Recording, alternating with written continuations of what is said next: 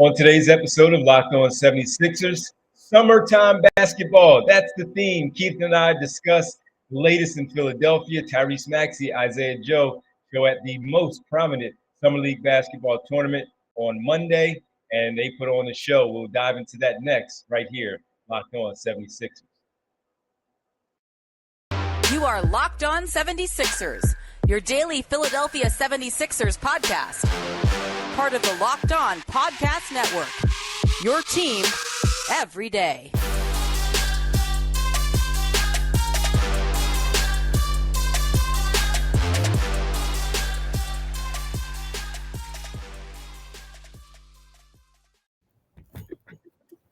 Welcome to Locked On 76ers. We appreciate you checking in. I'm Devon Givens, 97.5 The Fanatic Radio in Philadelphia, alongside my co-host and partner, as always, Keith Pompey, Sixers beat writer for TheInquirer.com. What's up, Keith? What's popping, bro? What's popping? Oh, man, what was popping was the hot LaSalle University gym on Monday night.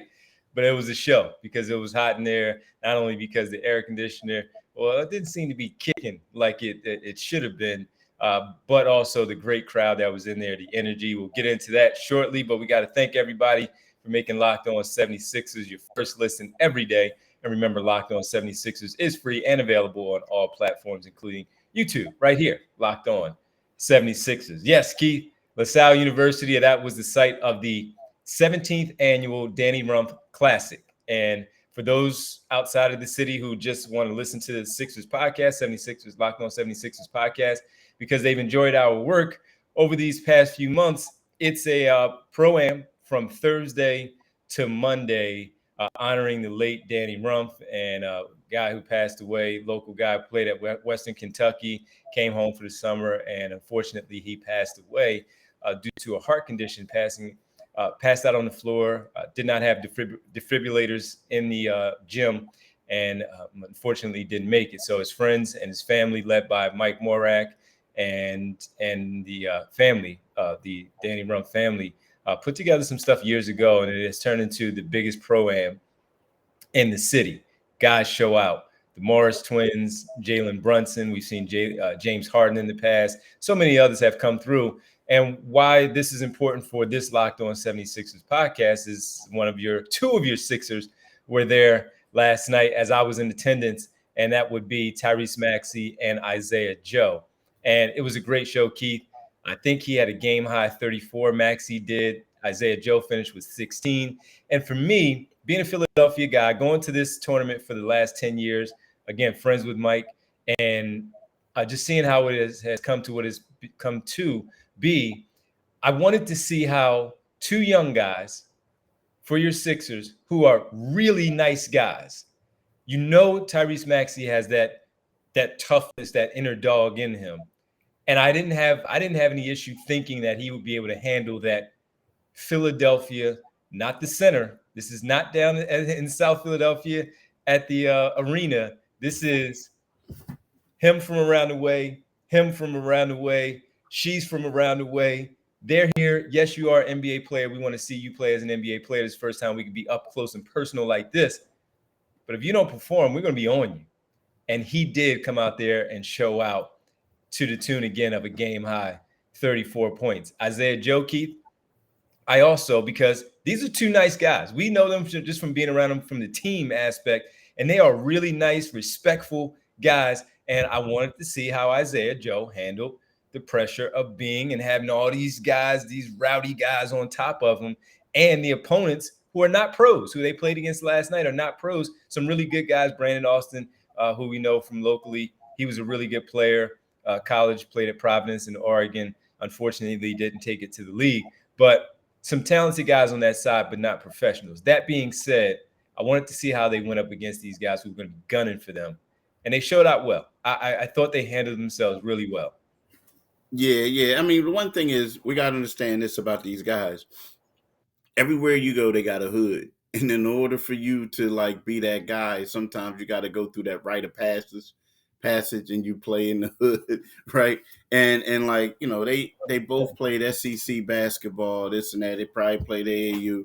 So they've been in hostile environments before, not saying, AAU is hostile or anything, but, you gotta, it's one of those things. They've been through it, but it's good. And I'm a little disappointed that I didn't go. I did. My daughter, I I was gave you a heads up. I know you gave me a heads up, but also, like my daughter had a volleyball event, and it's one of those things where I'm always away, so I wanted to be the parent to accompany her to that event, meet the coaches and stuff like that. So, I was away, and I was a little disappointed that a lot of people weren't really tweeting it, but it is what it is, though. But they put on a show, huh? They did put on the show. There was one instance where Tyrese was playing well, Maxey was playing well, and the other team, the opposing coach, put in a guy that I've seen. I don't know his name, so I don't mean to be disrespectful. I've seen him play in the tournament, and he's a good player. He's played in the tournament for a few years. I don't know his name though, and he's a guard. And he came in at some point. It might have been the second quarter. Came in at some point in the second or third quarter, because Tyrese was playing well. And he came in, you can clearly see he came in to be a defensive guy, pick him up, D'Anthony Melton style, 94 feet, and hound this guy to not let him to get off, right? But it's also that pride of a Philadelphia player. I don't care what your name is. I'm coming out here to shut you down. And he came in, he was bodying him up. By the way, Tyrese Maxey and Isaiah Joe played on the Marcus Morris and Markieff Morris's team, the Twins. And they did win the championship. They won last night. But the guy who came in to defend him, I don't know his name, but I know his face.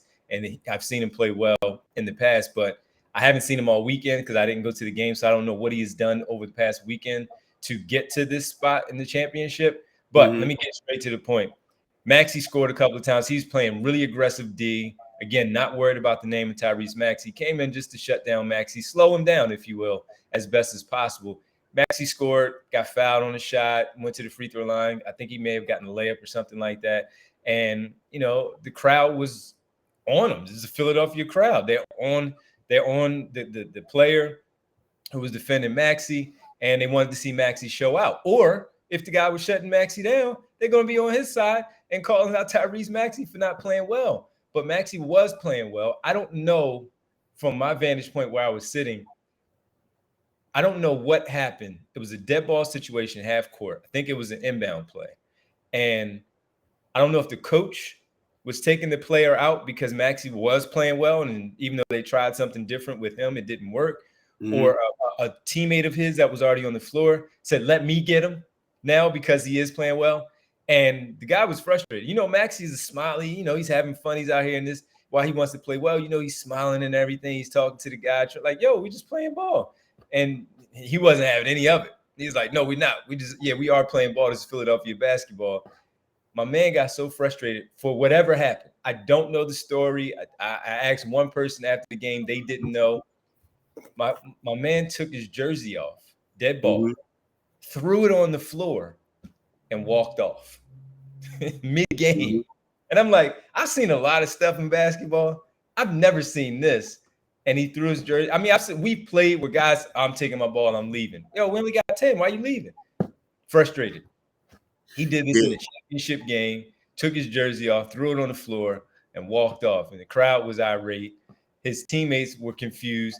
Him and his coach almost got into it. They both had to be held back. And I guess that was the Tyrese Maxey effect from last night. For whatever happened, it was a sight to see, man. But look, a great atmosphere. Both Maxey and Joe played well in their roles there.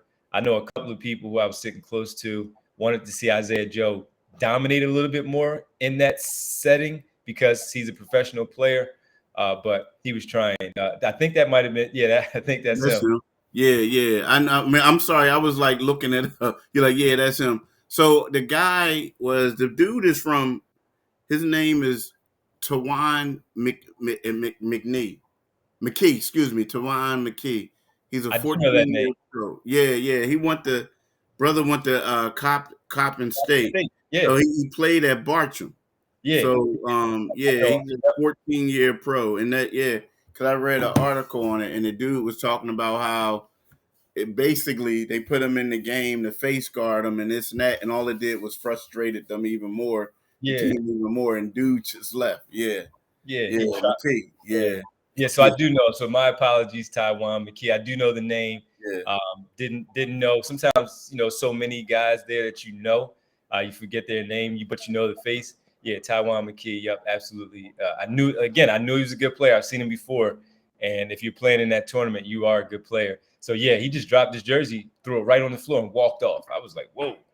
Yeah, okay. All right. So there's an article out there. All right. Yeah, they talking about they named him and everything. All right, I guess it's okay for us to talk about it too. Yeah. Right. But my man was 36. Like, come on, they had him guarding that young boy like that. You know what I mean? But it is what it is. Yeah, but it was a great atmosphere as always. That's Philadelphia basketball, man. Philadelphia basketball at its finest. But good to see two of the 76ers represent for the Question city. for you: is that normal? Because normally they don't. I know guys from Harden. Now, guys from the Sixers have played in the past. But stars, Lou Williams. Oh, right? Well, Lou was different. Yeah. Lou, Evan Turner, when Evan first got here, number 2 overall pick, so still a star player. In terms of his standing there, Mo Spates, while he's a role player, Mo Spates played in it. Yeah.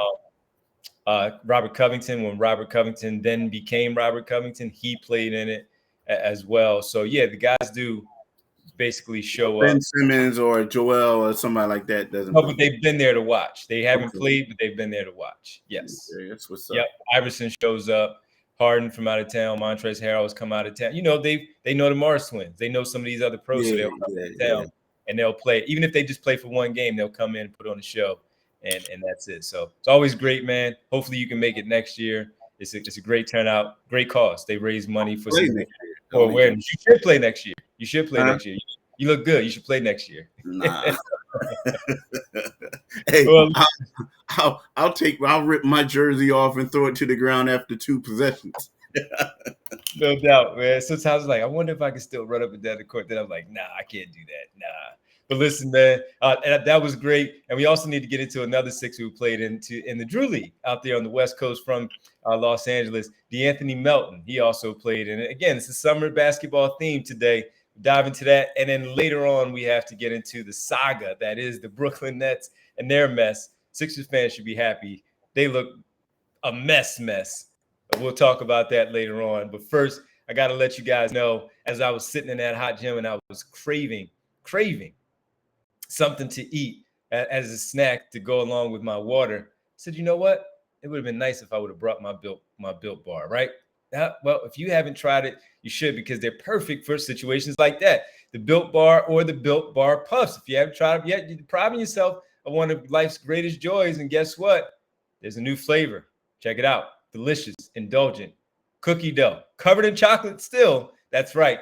Built has done it again. Let me introduce you to the new flavor again, cookie dough chunk puffs. They have a light and chewy texture, real cookie dough chunks, and of course, they're covered in 100% chocolate, so nothing too heavy. All the joys of eating the cookie dough without the hassle of making it. Plus, it's healthy for you, 160 calories and 15 grams of protein. So go to Built.com, grab a snack for yourself, grab them for your family, and if you really want to just have them a good hiding spot for you because you want to be stingy, you can hoard them yourself by putting them up elsewhere. Like all Built Bars, the new cookie dough chunk puffs, again, covered in 100% real chocolate. That means they're healthy and tasty. Chocolate-covered cookie dough with a light, fluffy texture. So good. You're going to love the new cookie dough chunk puffs. Check them out. Grab yourself a Built Bar. Go to Built.com. Use promo code LOCK15 and get 15% off your order. Use promo code LOCK15. That's once again, Built Bar at Built.com. Welcome back. And by the way, do it today, people. Do it today. Thank you for making Locked On 76ers your first listen. For your next listen, check out the Locked On Now podcast for nightly recaps of every NBA game and summer league games like we're talking about here with analysis from our local experts, free and available wherever you get your podcast. Keith, another one, D'Anthony Melton, Sixers offseason pickup, played in the Drew League. And while I don't have stats, I did look at some of the highlight package that was put out there by the Drew League. And of course, they're going to show his makes, but the makes look good. So for some people who weren't really familiar with the type of game that he has and how he plays, what I saw a lot of was being able to get off the bounce. Again, a pro playing against guys who may not be pros in these pro-am leagues, but are talented enough, just don't happen to be in the NBA, could be playing overseas or in the G League, getting to the basket off the bounce. His defensive presence showing again, his anticipation showing again in these types of games. And the off the bounce pull up threes, the catch and shoot threes, they look to be really good against pros in the summer, but we can't poo-poo it and ignore it as if it didn't happen when we look at him and say, oh, he didn't play well against these guys. Well, if he's playing well, we also have to talk about it just a little bit. D'Anthony Melton, Keith, looking pretty good in the G League. Now, we've seen LeBron James, DeMar DeRozan have big games. Isaiah Thomas out there lighting it up in the G League. But I also remember it was one joke where Taylor Horton-Tucker from the Lakers played in the Drew League as well. And he had like 14 points, right? Now, Isaiah Joe had 16 last night in the Rumph Classic. He had a lot of good shots. He just missed a few from three where we know that's his calling card for right now. And the one joke about Taylor Horton-Tucker, because everyone's always looking at him when it comes to these trade packages and Taylor Horton-Tucker being involved. And the one tweet said, yeah, role playing at the Drew League with only 14 points. So if D'Anthony Melton is having a good game at the Drew League, I'm going to at least look at it and say he played well. So what do you make of it? He played well. He showed out a little bit. And, you know, hey, man, if people want to check out the video and see what he did, it's a little encouraging if you really don't know what he does as a player. Yeah, it looked like he was coming up hitting threes. You know what I mean? Like taking people off the dribble. He was doing what he does. Now, here's the one thing I will say about when you play in the Drew League or you play in the Rumph Classic, like a guy like Maxey, of course, you expect them to dominate. You expect LeBron and them to dominate, those type of guys. But those other like not fringe NBA players, but like role players type of guys, like a lot of times, man, it's like they got so many guys coming at them that it could be a little tougher than what you think because it's an extremely hostile thing. People trying to make a name. Like, look at a guy like Isaiah Joe. You look at, Melton is a solid player, but there's certain dudes that they're playing like saying, look, man, I'm just as good as him. And like people are watching, I'm going to go hard at him. I'm going to play physical. I'm going to play like everything may not even be like according to the rules. You know what I'm saying? They're going to do whatever. So, it's hard for me when you see a guy and he may struggle shooting the ball or he may get bumped around and people are like, oh, nah, he's trash. Nah, dude, this dude, you only get one shot and people come at him a little bit. But yeah, I watched the video. Yeah, I was impressed. It looked really easy though, didn't it? Like the stuff that he was doing, it looked just like real easy. Coming down, dribbling the guy, leave him open, squish. He doing a nice pass to teammates. Yeah, it was impressive. Yeah, it was. It was good to see that, man. Because again, he wasn't here, so we didn't get to see him in this setting here at the Rumph Classic. But having to watch him in the Drew League and seeing what he did, he looked under control. He looked like he really just did what he wanted to do, and he showed out and played well. So maybe something to come for the 76ers in the fall, and for Sixer fans to really look at and get used to and get comfortable with, and to see Isaiah Joe also play real well too. So it's good. Yep, it's definitely good. And all right, that'll wrap up the summer league session of Sixers basketball in these pro-ams. Keith, we got to talk about this mess that's going on with the Brooklyn Nets. We'll get into that next. Joe Tsai had something to say after reported meeting between Durant and Joe Tsai, the owner of the Brooklyn Nets. We'll talk about it next right here, Locked On 76ers. Welcome back, Locked On 76ers. That's Keith Pompey. I'm Devon Givens. Keith, earlier in the summer, right around the draft, we heard about the Kevin Durant trade requests. Kyrie Irving also wanting to play with the Los Angeles Lakers, no longer wanting to be a part of the Brooklyn Nets. First thing is, James Harden is looking pretty good in this situation. Is he not, Keith? Yeah. Say what you want about James Harden, but he's looking pretty darn good now with all the mess that's going on in Brooklyn. Yeah, it's crazy. I mean, dude, it's like, if dysfunction was a team, You know what I mean? It would be straight the Brooklyn Nets logo right about now. It's one of those things where what do you expect to happen? You basically rolled out the red carpet, gave the Brooklyn Nets players whatever they wanted to do. I mean, whatever they wanted. And the crazy part is, in order for them to get James Harden, they traded away their center. What's the dude's name? Jared Allen. Yeah, they trade away Jared Allen because now get this: the players thought that DeAndre Jordan. I know it's long-winded, but the players thought that DeAndre Jordan should start over Jared Allen, which was foolish at the time. Which was foolish. Even foolish now. But so what happens is y'all fire the coach. The coach leaves. Kenny Atkinson. Kenny Atkinson leaves. Then you get rid of Jared Allen, who's an all-star now. So now everything is crumbling and going down. KD says, hey, look, me or the general manager and the coach, you got to decide. Josiah comes out and says, I'm rolling with them. I'm paraphrasing, right? But what do you expect? You done got rid of the all-star center. You done got rid of the great coach, that you had. You know what I mean? It's like, yo, it's crazy over there. And it's just crazy. So again, the report yesterday from Shams, wasn't it? It was Shams that reported yesterday that they had the meeting and Kevin Durant reiterated basically that he still wanted out, right? That nothing has changed. He still wanted out. He didn't like the direction. And what he had mentioned was it's either me or the combination of Sean Marks and Steve Nash. Now, when we found out, it looked like Kevin Durant wanted Steve Nash to be the head coach of the basketball team. That was like a handpicked thing where it was Steve Nash. Now, all of a sudden, they're going against that. So I just wanted to read it right from what he tweeted. Kevin, in a meeting with the Nets owner, Joe Tsai, Kevin Durant reiterated his trade request and informed Tsai that Tsai needs to choose between Durant or the pairing of general manager Sean Marks and coach Steve Nash. Sources say. Follows up, Kevin Durant informed Tsai that he does not have faith in the Nets' direction. The meeting was described as transparent and professional with a clear message: keep me or the GM and the coach.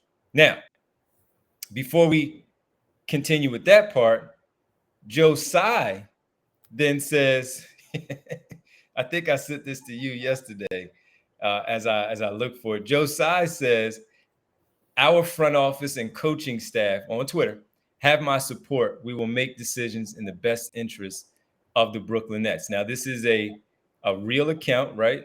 No, this is not. This is the fake account. But I would imagine that Joe Tsai is not happy because all we've seen is how he supported the front office, saying that basically we're going to take over, we're going to take back this organization. If we let them make the decisions before he got there, I think it was, that now we need to take back our organization. And that's where we are, man. And that's a mess. It's a big mess going on there. I don't know how they do it. I don't know what's going to happen. But Kevin Durant, I backed him for many, many years. I didn't like when he left Golden State. It doesn't look great now either with how this is all playing out. You know what, man? You saying that? I don't think that thing for Joe Tsai was a fake account. That was a real account. Oh, I didn't know if that was a real account. Yeah, that's a real account. Yeah, that's his account. Okay. Yeah, that's his account. Yeah. Okay. Yeah, that was his account. But here's the thing, man. Like, I know a lot of people are going to criticize Kevin Durant, but when you give a player so much power to where they can make decisions, and they have been making decisions in the past, you can't. It's like, come on, man. We're both parents. It's like one of your daughters stepping on the couch, coming in the outside on it, then jumping on the couch with her dirty sneakers on with mud on them and messing stuff up. And you like, oh, it's okay. But then when your mom and dad come over, you like get your butt off the couch or I'm gonna get you. Right. Come on, bro. You can't step up now. Like Yeah. they created the thing. They allowed the players to do what they wanted to. Yeah. You know what I mean? Like, the crazy part is that, the coach, Steve Nash, is a guy that they vouch for. But now they want to get rid of him. So that's the crazy part about it, right? Yes. But at the same time, I mean, think about this, dude. They didn't know where Kyrie was 2 seasons ago. Like, at least that's what they said publicly. He was just leaving, just bouncing. When he disappeared for the 2 weeks? Yeah, like, oh, I need a personal day. Like, I mean, because I remember the Sixers were playing him. And we were up there, and it's like, and everything was in Zoom, but it's like, Coach, where's Kyrie? Oh, I haven't spoken to him today, but, this and that. Huh? You know what I mean? So you letting these dudes do what they want to do. So now, like, I get it. It's a bad look on the players, but it's kind of like I said, you can't allow your daughters to do whatever they want to do, and then at the 11th hour try to reel them in and say no. Nah, you already said it. I mean, from the day one when they got there, they were calling the shots. They were calling the shots. Yep. And just when they let Kenny Atkinson go, we were like, wait a minute, what are you doing? They're bringing Steve Nash. All right, we'll see what happens. And yeah, they've had some success, but it has been more trouble than it has been anything good with that organization, with that basketball team. And I mean, this is the thing about Kevin Durant wanting to leave. Like you said, you put this together. You put this together. You wanted Kyrie Irving. You bet on Kyrie Irving, leaving Stephen Curry to go play with Kyrie Irving. And now you want out. You wanted this coach. You got him. Now you want out. You wanted James Harden, but he saw the writing on the wall way earlier and said, I'm getting out of here. And he wanted out, and he got out. And now this whole thing is a mess. So good for the Brooklyn Nets. If that's what they wanted to do, we will continue to watch this saga play out and see who will be there come training camp in the fall, because this story is not going to go away until something happens, clearly, until something happens. But as the Nets turn, this soap opera, as the Nets turn, that's what we'll call it. But look, man, we got that was fun to talk about. Really appreciate it. And everybody, we thank you for making Locked On 76ers your first listen. Now make your second listen Locked On NBA. We're Locked On experts covering the biggest stories around the NBA every Monday through Friday in less than 30 minutes. It's free and available wherever you get your podcasts. I'm sure the Kevin Durant thing will be a big deal on the Locked On NBA podcast. Keith, let the folks know where they can find this, man. Like, look, wherever you go and get your podcast at, you can get this Locked On 76ers podcast. You can also subscribe to us and look at us on YouTube channel. Go to the Locked On 76ers podcast on YouTube. And also what you want to do is you want to be a subscriber. That Liberty Bell, you see it. Click on that Liberty Bell and you become a subscriber. You can also follow my man D on Divine G975. This week, my man's on vacation. But starting on Monday at 6 p.m., you go to 97.5 and you listen to the Divine Givens Show. It runs on Mondays through Fridays through 6 to 10. You can also follow me on Twitter at Pompey on Sixers, but you can also read our Sixers coverage at Enquirer.com, and then you can purchase the Philadelphia Inquirer. I'm on vacation until until September, but you can still go out there and read the stuff that we have on the 76ers. So we appreciate you all. We hope you all staying cool, staying safe, and enjoying your summer. And we'll talk to you. Thank you for checking in. Thanks, Keith. Thanks, man. Peace. You got it.